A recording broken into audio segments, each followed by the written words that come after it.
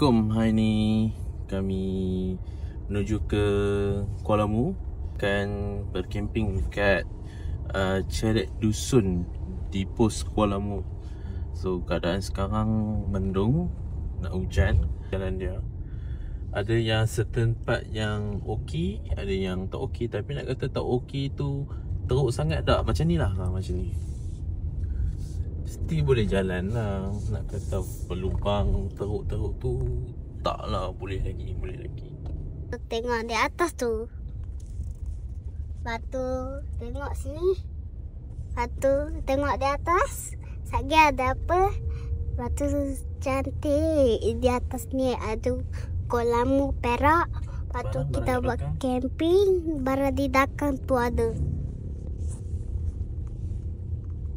Kita lagi 28 km nak sampai ke pos Kuala Mu. So di belah kanan adalah rumah orang asli. Kita boleh tengok dekat sini kebanyakan kaum-kaum orang asli yang duduk dekat kawasan ni.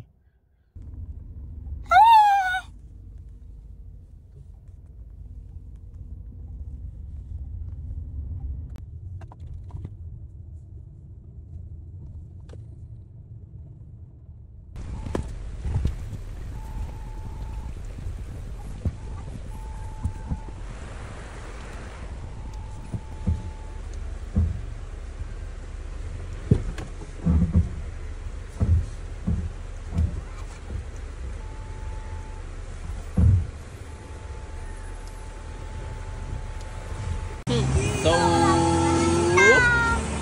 inilah Kuala Mu. Sekarang pukul 6.10 minit petang. Dah gelap.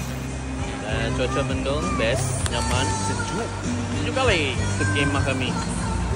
Nampak kemah kami. Kemah kami. Kami kemah.